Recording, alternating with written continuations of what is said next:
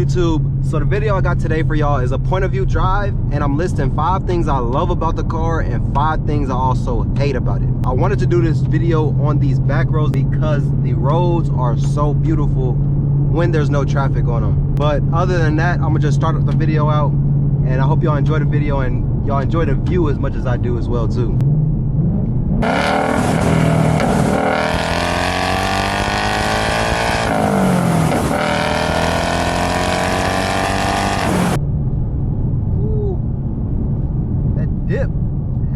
Feeling in my stomach. All right, so number 1, I'm gonna list off the things that I love. Oh, my voice cracked. I'm gonna list off the things that I love first, and then I'm gonna list off the things that I hate. Don't take this video as a reason to not get it or to go ahead and buy the car just off of my word alone. There's other people out there watch those videos as well too. Other people's perspectives are different. My perspective is definitely different because I own a manual car rather than somebody's perspective of an automatic. But I'm gonna go ahead and list off number 1, which is by far probably my favorite piece of the car, dealing with the motor, and that's how high the revs can go. With this car so far, I've seen that the rev limiter is around 7,500. I think that's what that, yeah. It's around 7,500, 7,400 RPM. How high this car can rev up to is a game changer because I've raced a 10-speed Camaro and a 6-speed Camaro. Both were SS's, and I could tell that just having those little extra RPM, that RPM gap that I have that they don't, really helped me out because it keeps me in that gear, and it's just a higher RPM band, if that makes sense. I don't know how to explain it. But I definitely tell the difference from when I have that little extra boost rather than to having a shift at like 6,000 or 6,500 RPMs. My second favorite piece of this car has to be the way that it sounds. I don't know what the hell it is about these Coyote motors and then the exhaust that Ford put on them, but it makes the deepest growl that you can ever imagine when it's performed right. It could be a raspy or a very crisp and smooth deep growl, depending on what exhaust setup you go with. But the factory one that's on here right now, just with the H-pipe, it makes a hell of a difference. And I know when I had the Camaro, I was looking more for that deep growl, but I never got it because I never messed around with that. I went catless, and then, oh, ambulance, oh, the house burnt down, oh shit. When I had the Camaro, I went long tube, catless, and I still had the muffler in the back, but it was just too raspy to me. I wanted it to be deeper, but I never got that far back. I was gonna put the cats back on it, but the car got stolen right before that, which sucks. But that was another reason why I bought this car to begin with, just because the exhaust pitch is so much deeper than any other car that I've been around or heard just coming from factory. And then I added an H-pipe on there, it opened it up a little bit more. I think if I do end up adding a muffler on here, I'll have to get an active exhaust, which costs a little extra, but that's fine. But if I do end up getting one, I think I'm gonna go with Borla or Roush, because if I go with Corsa, they scream and it's so raspy. But you could definitely tell when a Mustang has Corsa because it screams, like how loud it screams is just, it's obnoxious. Sometimes it sounds good when it's done right, but it's really obnoxious, and the pitch is so high. Even if they don't have Corsa on there, you can most definitely tell a Coyote motor when it's driving past you without seeing it, rather than any other car, because they have that. It's just the perfect pitch to it. Number 3, I put this on here as a perspective from coming from a Camaro and now owning a Mustang, is the visibility. Really, I have no complaints. Y'all can only see probably from here to here, but really I have no complaints about the visibility because it's a fat windshield, a big enough rear windshield or rear window that I don't have to worry about blind spots as much as a Camaro. And I ended up driving a Camaro recently, probably about a month or 2 ago, after I got the Mustang, and let me tell you, I hated looking out of it. It brought my stress level from 0 to 100 as soon as I got into the car, because the windshield is so much smaller and I can't see anything. But in this car, I have no complaints. The rear, not the rear, but the side mirrors, they're small, but for everything else that you can see, it really makes up for it. You don't really need them as much. At least I don't use them as much as I should probably.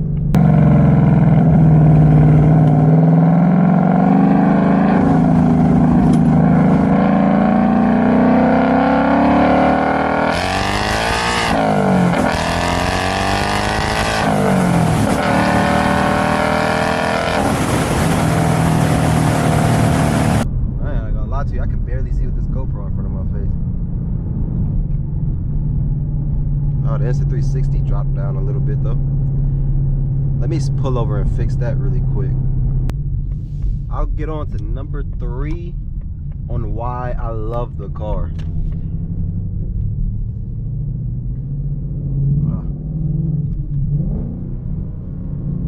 Is this reason right here.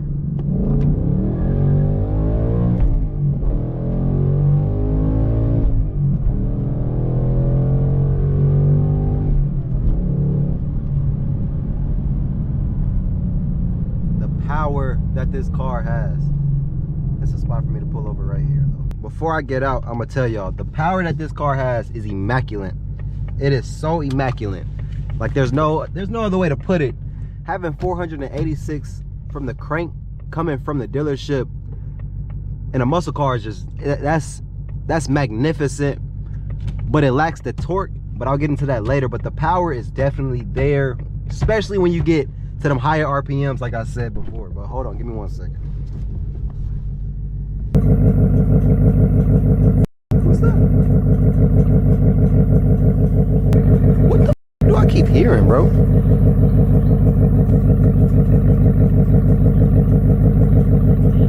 Give me out the wood. You clearly can tell I don't belong here.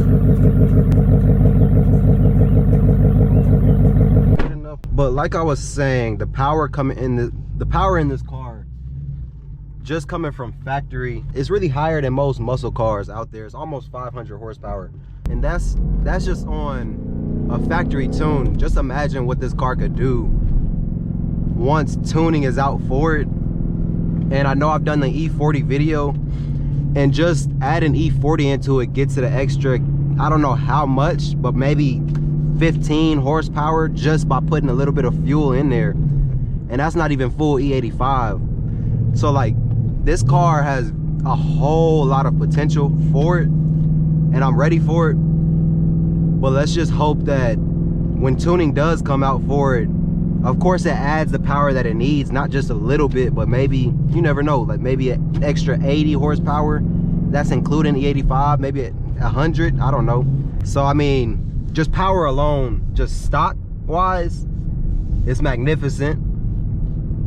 But just imagine when this car is just unlocked and just at its full potential. My number 5 choice for one of the reasons why I really love this car, and this was again another factor as into why I bought it, was because of the technology and screens that come in it.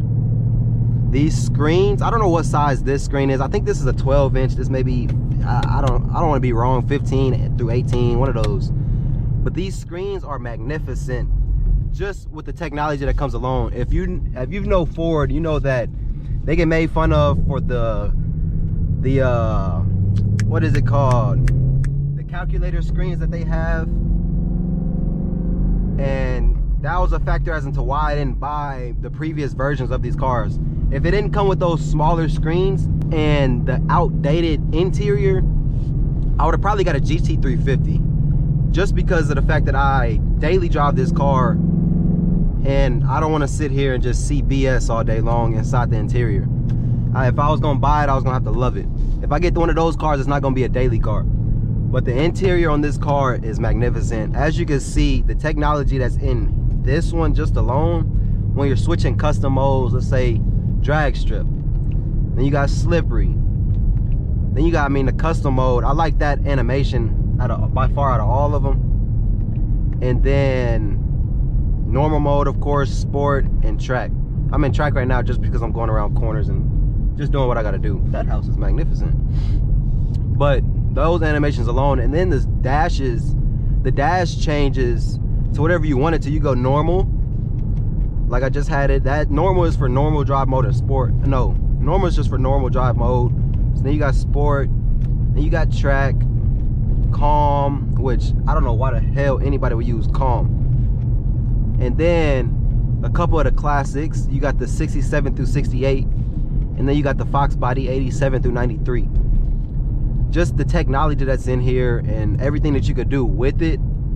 The auxiliary gauges, you can see your G-forces, it's just everything that comes with it. I personally love technology, so if any car that I have needs it, but like just this one alone, it came with a lot. And Ford just gives you upgrades and updates as you go along. I didn't even know they dropped, not this screen, but where's it at? The other classic 67 through 68. I didn't even know they dropped this. I just seen a video on Instagram and then came to my car and just boom, it was there. It's just the minor details with technology that you can do nowadays. It's like every car should have it. A digital dash, every car should have it, unless it's just like a little classic recreation or something like that. They just need it to me. But yeah, those are my top 5 reasons as to why I love this car. Of course, there's many more and I can add more to them, but those are the ones that just really stuck out to me. I'm gonna start listing off the top 5 reasons why I hate this car. But hate is a strong word, so I'm gonna just say strongly dislike. But we could use the word hate as well too. Top 5 reasons why I strongly dislike this car. And again, all of these are just my personal preference. I drive the car on a daily basis, and these are the things I wish that could change, or Ford would have changed or could change. You never know, they may do it in the next version of it, but just right now, this is what I dislike about the car. Coming in number 1 is the damn clutch pedal. Out of any manual car that I've driven, this one feels, I would say, the most sketchy. There's a restriction in the clutch. I don't know if it's on the previous versions. Again, this is my first time owning a Mustang, so I've never got to drive the previous versions, but there's a restriction in the pedal, and when I'm banging through gears, I always feel like I'm second guessing myself when I'm shifting gears. And I probably have said this like 2 to 3 times in different videos, that the clutch pedal is like nerve-wracking, just because it wants to stop. The restriction is meant for safety, but I wish there's like a little button to turn it on and off. Like it stops like halfway through, or like it doesn't jump out when you need it to. And that's the best way I could describe it. If I would have known about it before I got the car, I probably wouldn't have got it, in all honesty. Coming in at number 2. So I know I said that I love the power of the car, but this car lacks torque. If I'm on the gas immediately, if I'm on the gas, or if I'm not in the right gear for that power band, you definitely notice the lack of torque it has. But the power makes up for it so much that it has an uneven balance to it without a tune or anything else. Because I've been in a 5.0 that is tuned, it's in and the torque is there, but I'm in this one on a daily basis, and I could definitely tell you it lacks that torque 100%. I think the torque, if I do the numbers right from factory, the torque is 420, 419, around there, and the power again is 480. But if I were coming from a dead stop and I'm maybe at 10 miles per hour and then I start slamming the gas, it doesn't spin the tires whatsoever, and the torque lacks so much in this car that I'm never nervous if I'm gonna lose power when I do it. For instance, I could, no, this car's behind me. For instance, when I was in my Camaro, during any point in time, I was a little, not nervous is not the word to use, but I was prepared to spin, because the power and the torque was there. It was 450 horsepower, 450 torque. This car 480 horsepower, 420 torque. But like I said, the power makes up for it, but the torque, I wish it was a whole lot.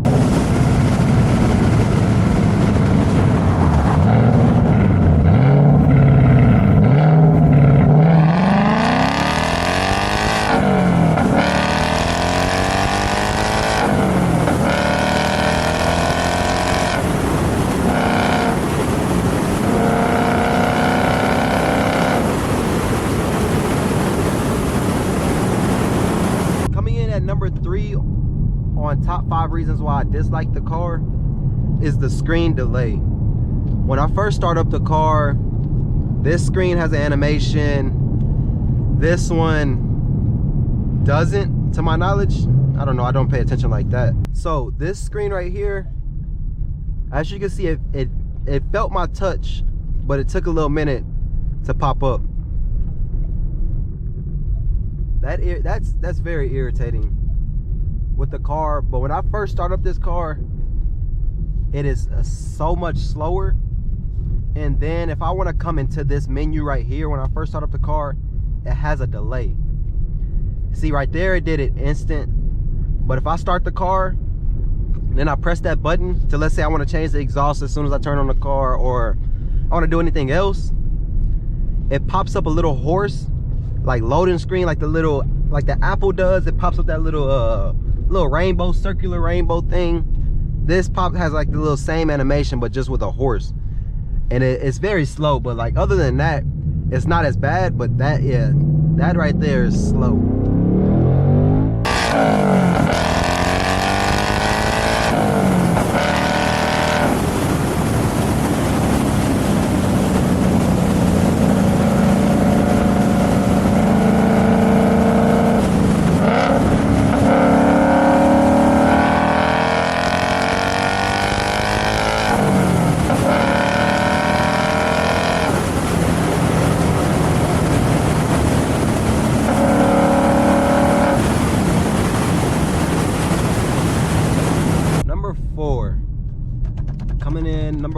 Number four on the reasons why I dislike the car.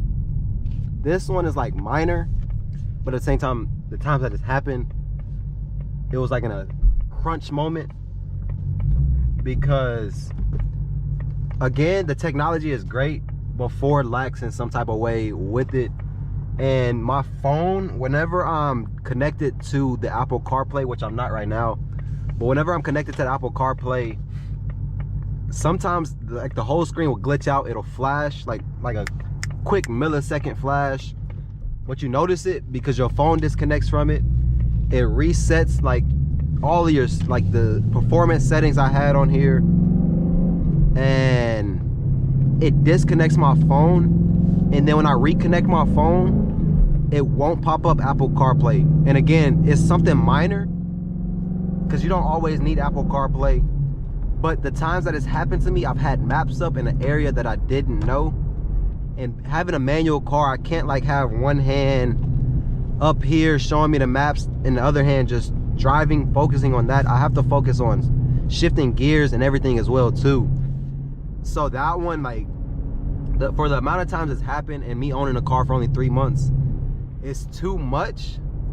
And the times that it's happened, it's been like after it happened, I was pissed off like for a quick little 5-10 minutes, because now I gotta like mess around, hold my phone, shift gears, know where I'm going. I've missed my exit because of it before. It's like it's depressing sometimes. But again, it's not something major, but it's major to me. And then we're gonna come in at number 5. Number 5. This probably would be it should have been number 1. But number 5 reasons, this is I hate this. The fact that I even have to deal with this is the engine bay feeling very crammed. I haven't added any performance parts to the car, but I know that when I do, it's going to be a headache, because I did take off the manifold on the car, and that alone took extra time than what it should have, because it's just crammed up in there. Like, everything is so tight, and the engine is so close to the subframe that it's just like, it's, I don't even, like if somebody had ADHD, they would hate this. Or OCD is what I mean. They would definitely hate this because it's crammed up in there, and it's like, if I add something, where the hell is this piece gonna go, or this piece, or do I gotta make room for this, that, and the other, and it's too crammed up. And if I add headers on there, I wanted to do it myself, but like I don't even think I will, because I don't have to deal with that headache at the moment. But yeah, other than that, those are really just my opinions on the love and hate relationship with this car. And again, everybody's is going to be different for the people that own the car, but those are just my top 5 that I could think of off the top of my head. Of course, there's a lot more that I love about this car. That's the reason why I kept it. I could have sold it by now, got another one, but just that alone is why I love the car. I hope y'all enjoyed this video. If you liked it, leave a like, comment, and subscribe down below, and y'all have a great day. Peace.